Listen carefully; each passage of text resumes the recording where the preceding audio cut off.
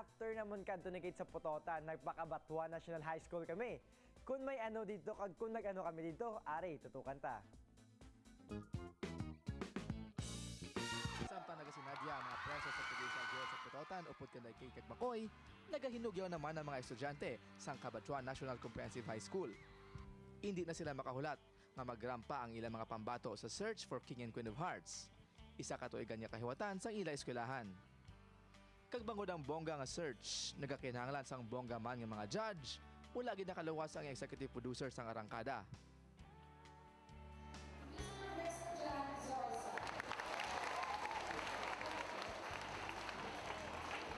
Sa production number pa lang, wala na naguya-guya ang kabataan.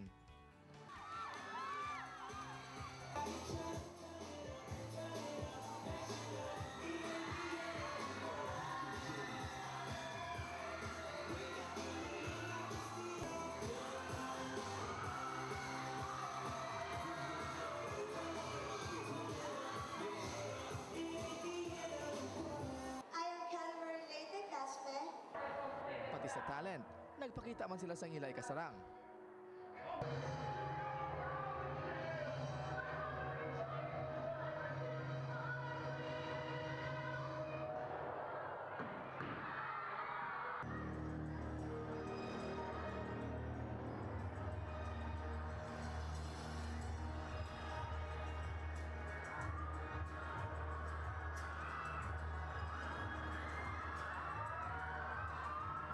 Sang oras na sa paghatag sang awards, nagkinagual na ang tanan.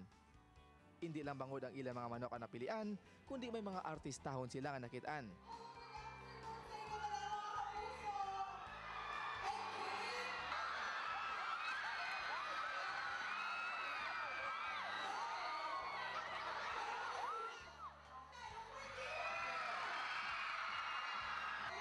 Ang iba nga daw hindi gid maributay, daw halos pa lang nagdinisuganay.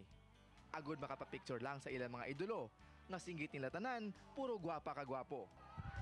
Ini ang mainit ng mga eksena sa patayo nga pag, larga ta. Alright, thank you so